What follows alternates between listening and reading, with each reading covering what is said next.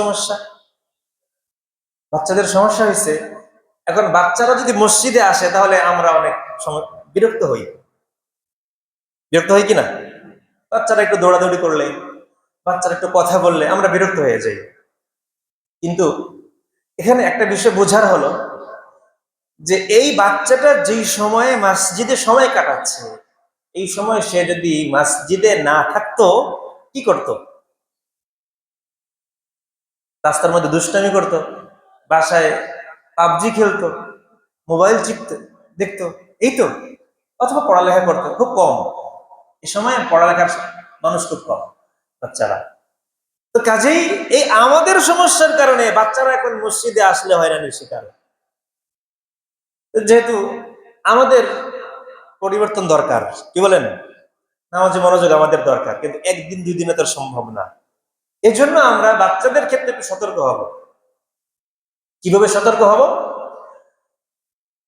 এমনি তো স্বাভাবিকভাবে 7 বছরের আগে বাচ্চাদেরকে মসজিদে না আনাই উত্তম, মসজিদে না আনাই উত্তম। কিন্তু যদি কোনো বাচ্চা এমন হয় যে এই বাচ্চার বয়স কম কিন্তু সব বুঝে, নামাজের ব্যাপারে সব বুঝে, তাহলে তাকে আনতে পারবেন, সমস্যা নেই। যদি অবুঝ বাচ্চা হয়, 7 বছরের কম, না আনাই উত্তম, আনবেন না। কিন্তু যদি এমন হয় যে এই বাচ্চাটা বয়স যাই হোক, 7 বছর 10 বছর যাই হোক, মসজিদে এসে বড়দের মতোই নামাজ পড়ে, নামাজের মধ্যে আওয়াজ করে না, চিৎকার করে না, পেশাব পায়খানা করে না, কোনো সমস্যা হয় না, তাহলে তাকে আনতে পারবেন, কোনো সমস্যা নেই। বিষয়টা পরিষ্কার?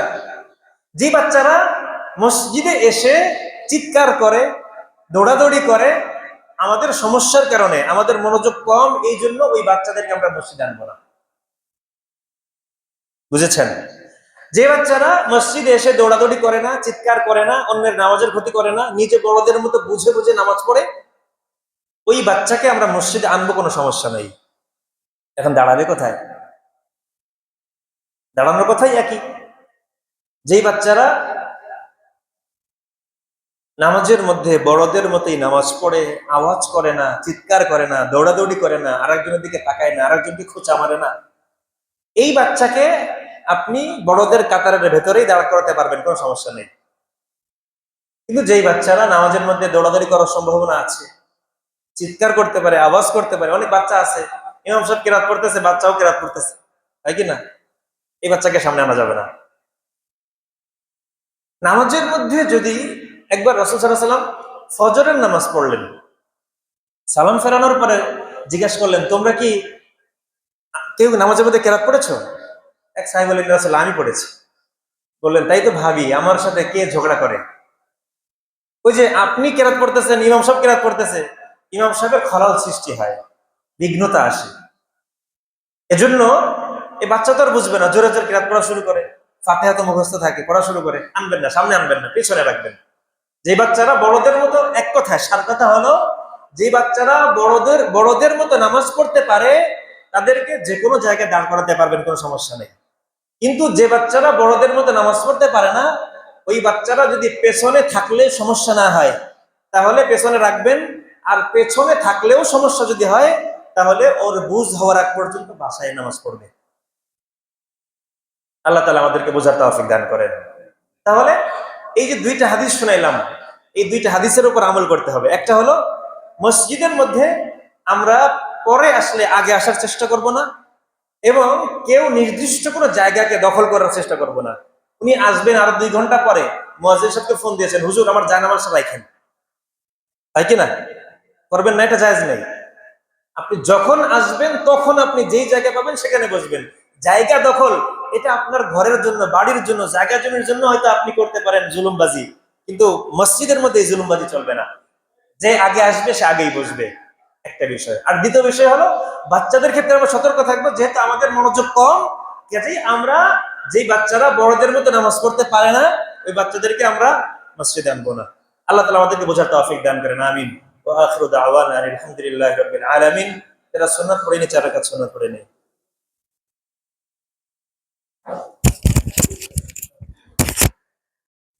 ইয়া মা'শারা মান আমানা বিলিসানিহি ওয়া লাম ইয়াদখুলিল ঈমান কালবাহু, হে সমস্ত লোকেরা যারা মুখে মুখে ঈমান এনেছো কিন্তু ঈমান তাদের অন্তরে প্রবেশ করে নাই।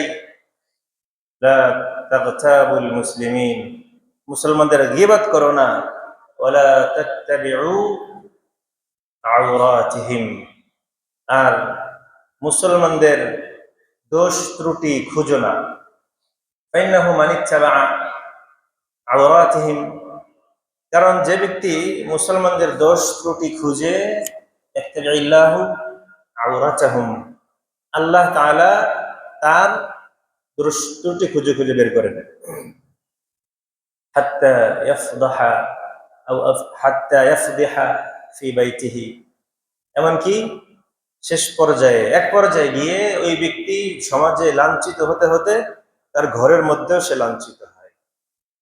আরেকটা হাদিস আমরা শুনেছিলাম, আল্লাহ নবী সাল্লাল্লাহু আলাইহি ওয়াসাল্লাম বলেন যে লাম্মা উরিজা বি, যখন মিরাজে গেলাম, মারারতু বিকাউমিন লাহুম আযফারু মিন নুহাস, এমন কিছু মানুষকে দেখলাম যাদের তামার নখ, ইয়াখমুশুনা বিহা উজুহাহুম ওয়া সুদুরহুম, এই নখ দিয়ে তারা নিজেদের মুখ এবং নিজেদের সিনা খামচাচ্ছে। রাসূল সাল্লাল্লাহু আলাইহি ওয়াসাল্লাম বলেন ফাকুলতু মান হাউলা ইয়া জিবরিল, জিবরিলকে বললাম যে ওরা কারা? জিবরিল আমিন বললেন ফাকাল হুমুল্লাযীনা ইয়াকুলুনা লুহুমান নাস, এরা হলো ওই সমস্ত মানুষ যারা মানুষের গোশত খায় এবং ওয়ায়াকুনা ফি আ'রাদিহিম, এবং মানুষের সম্মান নষ্ট করে। এই হাদিস দুটা যদি আমরা মনে রাখতে পারি তাহলে মনে হয় না কেউ কারো গীবত করতে পারে। আল্লাহ তাআলা আমাদেরকে আমল করার তৌফিক দান করেন। গীবত তিন ধরনের হতে পারে।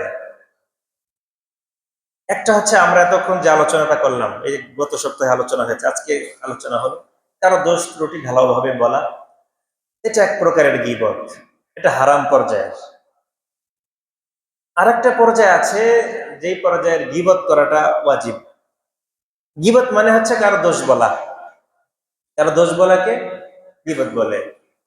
আর যার মধ্যে দোষ নাই এটা বলাকে কি বলে? অপবাদ বলে, বুহতান। তো কারো দোষ, এটা আল্লাহ প্রদত্ত হোক বা তার নিজের থেকে সৃষ্ট হোক, কারো দোষ বলাটাই গীবত। তাহলে একটা গীবত আছে দ্বিতীয় পর্যায়ের, যেটা বলা ওয়াজিব, বলতেই হবে। যেমন আপনি কোনো পণ্য বিক্রি করছেন, আপনার এই পণ্যের মধ্যে ভুল আছে, কোনো সমস্যা আছে, কোনো ঝামেলা আছে, নকল আছে, এখন আপনি এটা এক নম্বর বলে চালিয়ে দিলেন, এটা তো হারাম হলো। আপনি বলবেন যে আমার এই পণ্যের মধ্যে এই ত্রুটি, এই সমস্যাগুলো আছে, এটা বলে দেওয়া ওয়াজিব। তাহলে আপনি এটার দোষ বললেন, কোরবানির গরু বিক্রি করতে গিয়ে বললেন যে না সব ঠিক আছে, কিন্তু ভেতরে ভেতরে সমস্যা থাকতে পারে, এটা বলতে হবে। বিবাহের ক্ষেত্রে ছেলে হোক মেয়ে হোক, তার মধ্যে এই ত্রুটিগুলো আছে, আপনি গোপন করলেন, এটা হারাম হবে, এটা বলে দেওয়া ওয়াজিব। তো এই দোষ ত্রুটি এই পর্যায়ে বলাটা জরুরি। আরো কিছু পর্যায় আছে যেই পর্যায়ে বলাটা জায়েজ। কয়েকটা সূরত হতে পারে। এক নম্বর, যেমন কেউ কারো উপরে জুলুম করেছে, এখন মাজলুম ব্যক্তি তার এই জুলুমের জন্য, যে তাকে জুলুম করেছে, এই জালেমের বিরুদ্ধে বিচার দাবি করতে পারে শাসকের কাছে গিয়ে, জজের কাছে গিয়ে, হাকিমের কাছে গিয়ে, যে ওই ব্যক্তি আমাকে এই এই জুলুমগুলো করেছে। আপনি সেখানে আলোচনা করতে পারবেন, এটা জায়েজ, বিচার দাবি করার জন্য। অথবা এমন কারো কাছে গিয়ে আপনি বললেন যে অমুক ব্যক্তি আমার উপরে জুলুম করেছে, অমুক ব্যক্তি, এমন কাউকে বললেন যে ওই ব্যক্তিকে সংশোধন করতে সক্ষম। অথবা সত্যিকার অর্থে যদি আপনি মাজলুম হয়ে থাকেন, তাহলে আপনার পক্ষ থেকে প্রতিশোধ নিতে সক্ষম, এমন কোন ব্যক্তিকে বলা। অথবা আপনি মাসআলা দরকার, ফতোয়া দরকার। যে কোনো সমস্যা হয়েছে আপনার ছেলে মেয়ের মধ্যে, পরিবারের মধ্যে কারোর মধ্যে সমস্যা হয়েছে, কেউ কোনো কাজ করেছে যেটা সম্পর্কে আপনার মাসআলা জানা দরকার, মুফতি সাহেবকে গিয়ে তার ব্যাপারে বলতে পারবেন, অভিযোগ হিসাবে নয়, সমাধানের জন্য বলতে পারবেন। অথবা যদি এমন হয় কোনো ব্যক্তির মধ্যে সমস্যা আছে, একটা দোকানের মধ্যে 2 নাম্বার পণ্য বিক্রি করে, এমন হয় কিনা? তো আপনি মানুষের কাছে বলে দিবেন যে ওই ব্যক্তির কাছে এই এই সমস্যা আছে, ওই ব্যক্তির পণ্যে এই এই সমস্যা আছে, ওই ব্যক্তির মধ্যে এই এই খারাপ গুণগুলো আছে। যদি না বলেন তাহলে অন্য কোনো মানুষ ক্ষতিগ্রস্ত হবে। তো অন্য কোনো মুসলমানকে ক্ষতি থেকে বাঁচানোর জন্য তার ক্ষতিগুলো বলে দেওয়া যায়। অথবা এমন কোনো ব্যক্তির দোষ বলা যেই ব্যক্তি প্রকাশ্যে আল্লাহর অবাধ্যতায় লিপ্ত, তাকে যদি তার ব্যাপারে যদি আপনি না বলেন তাহলে তার থেকে অন্য অন্য মানুষরা ইন্সপায়ার হয়ে, উদ্বুদ্ধ হয়ে তারাও খারাপ কাজে লিপ্ত হতে পারে। তার ব্যাপারে মানুষকে সতর্ক করার জন্য বলা যাবে। 6 নম্বর, এমন কোন ব্যক্তির দোষ বলা যেই ব্যক্তির দোষ না বললে তাকে চেনা যায় না। হতে পারে কিনা? কথার কথা, মুরাদ তো কতই আছে, টাকলা মুরাদ তো সবাই না, কি বলেন? তো কিছু দোষ, যে দোষটা বললে ওই ব্যক্তিকে চেনা যায়, না বললে চেনা যায় না। তো এই ব্যক্তির নামের সাথে এই দোষটা বলা আপনি তিরস্কার করার জন্য নয়, তাকে চেনানোর জন্য এটা বলা যায়। তো এই সমস্ত গীবত, যে গীবত গুলো করা একেবারেই হারাম, কোনো সুযোগ নেই এগুলো বলার, আল্লাহ তাআলা আমাদেরকে এই সমস্ত গীবত থেকে বেঁচে থাকার তৌফিক দান করেন। যদি কখনো এমন হয় গীবত তো করে ফেলেছি, আল্লাহর কোনো বান্দা তো মনে হয় না এখানে আছে যে কখনো কারো গীবত করে নাই, কি বলেন? ইচ্ছায় হোক অনিচ্ছায় হোক হয়ে যায়। গীবত যদি হয়ে যায় তখন কি করণীয়? তখন কি করবেন? গীবত যদি হয়ে যায় তাহলে এটার ক্ষতিপূরণ আছে। তার আগে আরেকটা বিষয় জানা দরকার, সেটা হচ্ছে একজন বলে, হুজুর আমি তো গীবত করি নাই, কিন্তু আমাকে অমুকে বলেছিল অমুকের বিষয়ে। মনে হয় কিনা? সামি, শ্রোতা, নিজে গীবত করে না কিন্তু আরেকজন একটা শুনে। তাফসীরে কুরতুবীতে এসেছে, আস-সামিউ লিল গীবাতি আহাদুল মুগতাবিন। যে ব্যক্তি শ্রোতা, গীবত শ্রবণ করে, সেও একজন গীবতকারী। ঘুষ যেরকম নিজে খাওয়া গোনাহ, আর একজনকে দেওয়াও যেরকম গোনাহ হারাম, গীবতটা এরকম। নিজে করবেন এটাও যেমন গোনাহ, আরেকজন থেকে শুনবেন এটাও গোনাহ, হারাম। হ্যাঁ, অনেক সময় দেখা যায় এমন পরিস্থিতিতে আপনি পড়ে গেছেন যে আপনি বলতেও পারছেন না, আবার সেখান থেকে সরতেও পারছেন না। তো সেক্ষেত্রে অন্তত আপনার নফসের মধ্যে, মনের মধ্যে আপনি ঘৃণা আনবেন, অপছন্দ আনবেন। কিন্তু আপনি অপছন্দ আনলেন না, আপনি স্বেচ্ছায় শুনলেন, এটা আপনি গীবতকারীদের অন্তর্ভুক্ত হয়ে যাবেন। এখন গীবতের ক্ষতিপূরণ কি হতে পারে? 1 নম্বর হচ্ছে, যদি কেউ গীবত করে ফেলে তাহলে আল্লাহর কাছে তওবা করতে হবে, আল্লাহর কাছে মাফ চাওয়া। এবং 2 নম্বর হচ্ছে, কেউ যদি গীবত করে ফেলে, যেই ব্যক্তির গীবত করেছে ওই ব্যক্তি থেকে মাফ চাওয়া।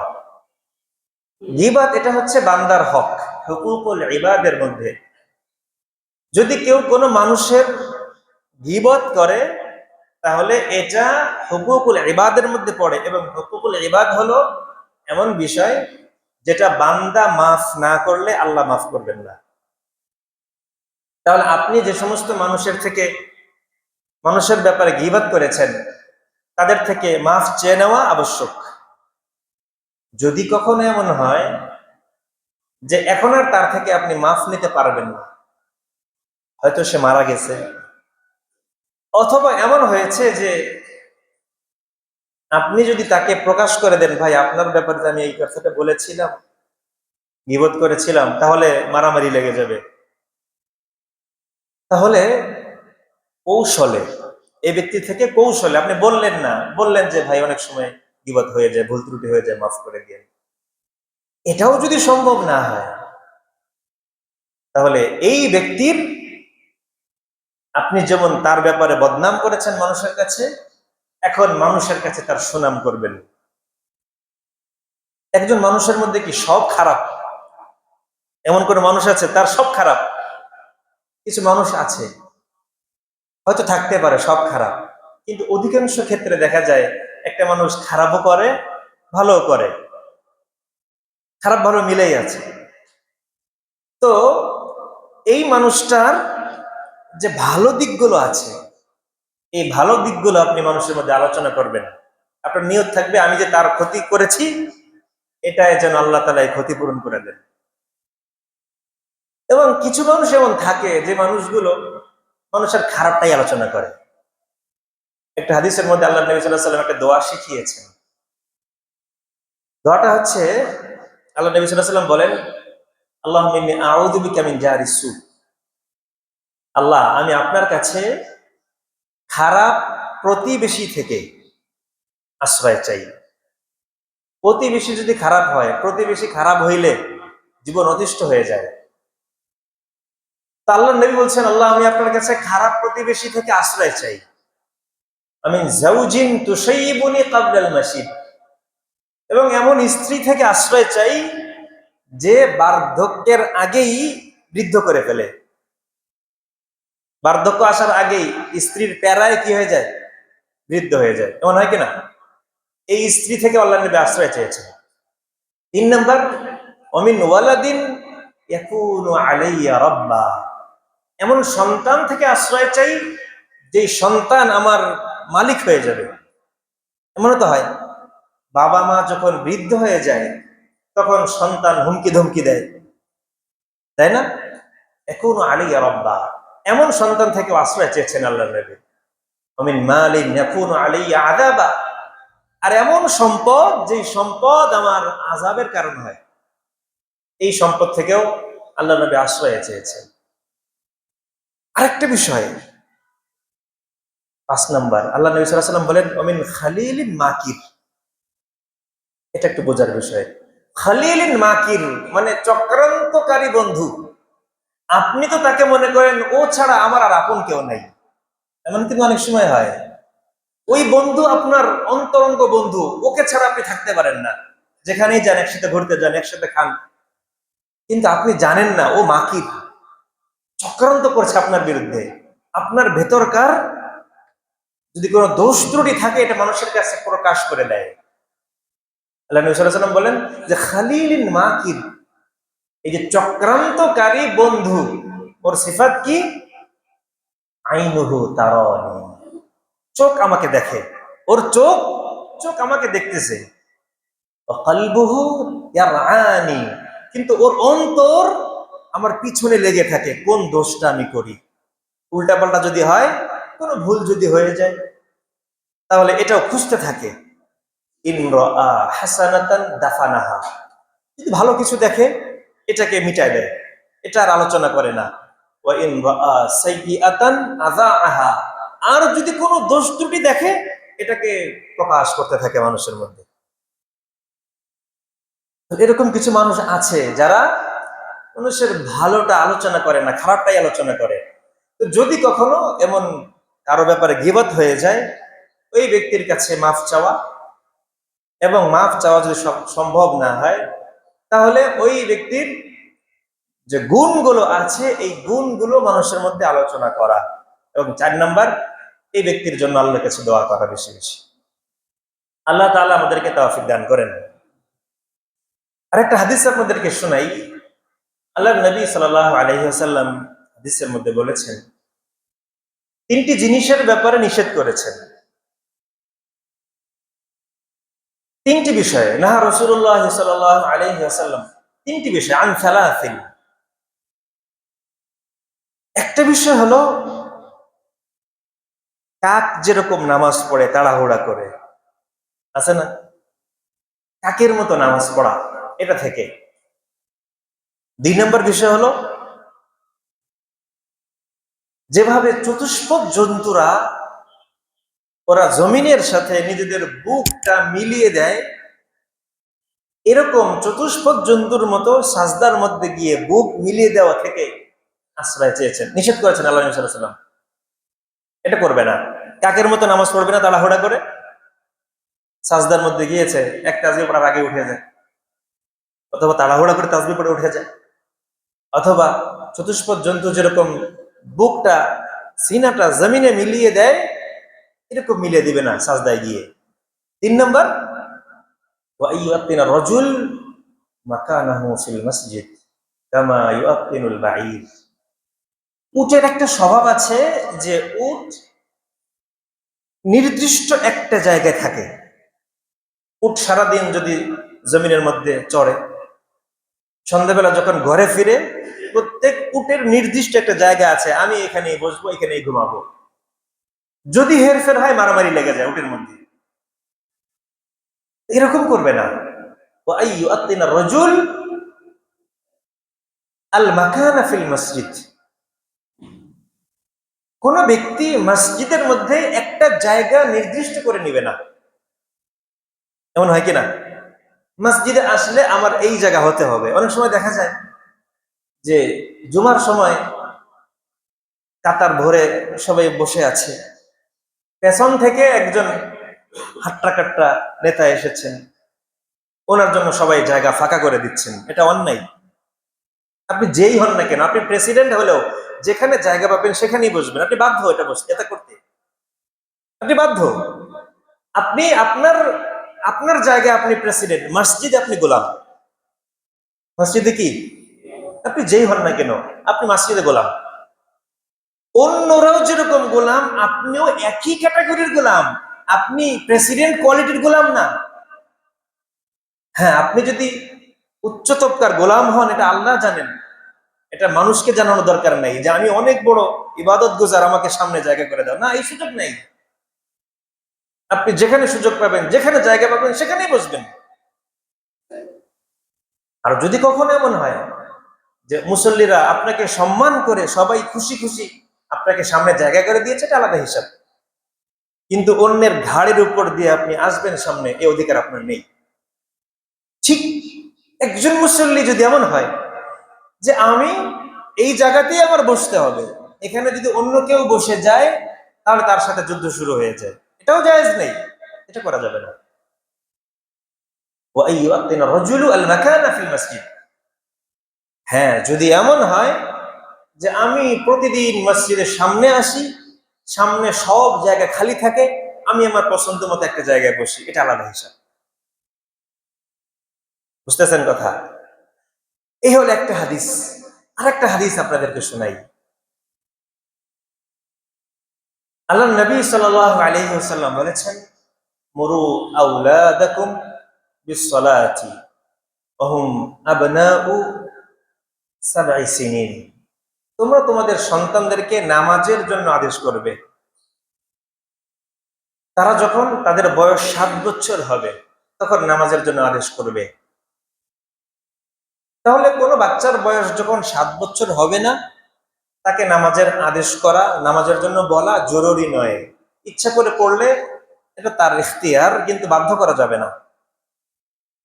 ওয়াদরিবুহুম আলাইহা ওয়া হুম আবনাউ 10। আর যখন তাদের বয়স 10 বছর হয়ে যাবে, তখন নামাজ না পড়লে প্রহার করতে পারবে, প্রহার করবে।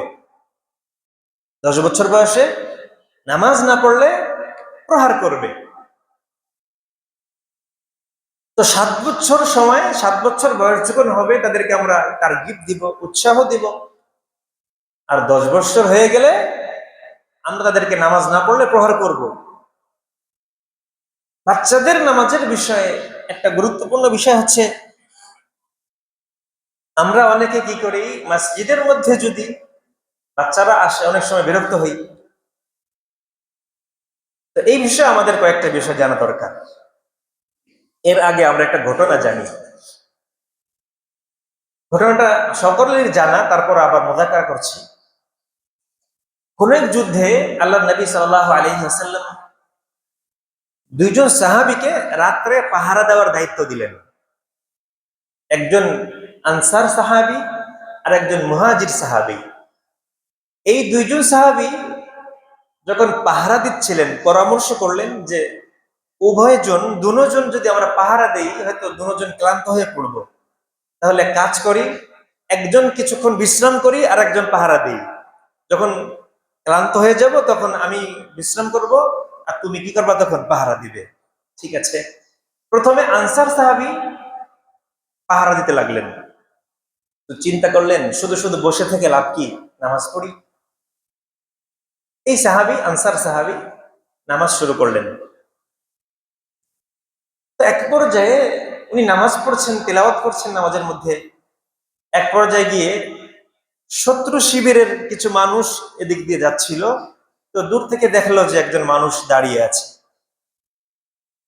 তো ওরা ওখান থেকে তীর নিক্ষেপ করেছে। যখন তীর মারলো, তীরটা এই ব্যক্তির পায়ে এসে পড়েছে। পায়ে পড়ার পরে এই লোকটা নড়াচড়া করে না। ওরা মনে করেছে মনে হয় লাগে নাই, আরেকটা মেরেছে, এসে পায়ে লেগেছে, তাও নড়াচড়া করে নাই। যখন কয়েকটা তীর মারার পরে প্রচুর পরিমাণ রক্তক্ষরণ হচ্ছিল, তখন এই লোকটা আনসারী সাহাবী নামাজ ছেড়ে দিয়েছেন। নামাজ ছেড়ে দেওয়ার পরে নামাজ ছেড়ে তার যে সাথী মুহাজির সাহাবী তাকে ঘুম থেকে উঠিয়ে বলতেছে যে আমি তো এরকম জখম হয়ে পড়েছি, তুমি ওঠো তাড়াতাড়ি।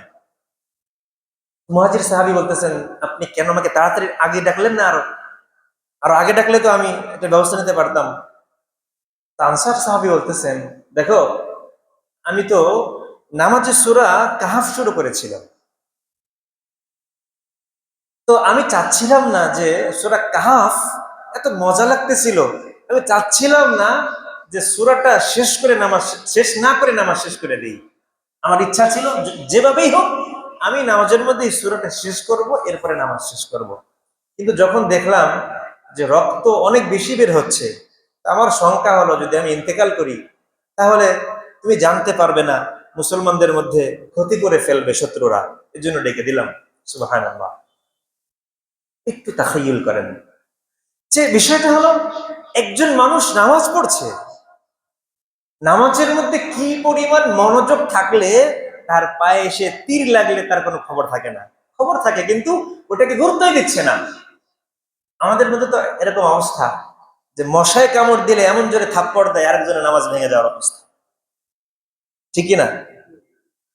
তো একটা সময় ছিল যখন মানুষের নামাজে মনোযোগ ছিল, আমাদের এখন নামাজে মনোযোগ খুবই কম, খুবই কম।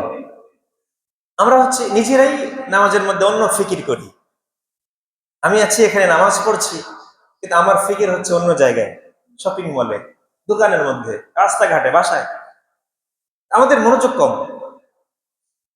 এখন হয় কি আমরা যখন নামাজ পড়ি তখন যেহেতু নামাজে মনোযোগ নেই, যদি কেউ একটা সুইচ চাপ দেয়, অন বা অফ করেছে সুইচ, আমার নামাজের মনোযোগ ওদিকে চলে যায়, তাই কিনা? কেউ কাশি দিয়েছে, আমার মনোযোগ ওদিকে চলে যায়। তো বর্তমান আমাদের এই পরিস্থিতির কারণে নামাজে মনোযোগ কম।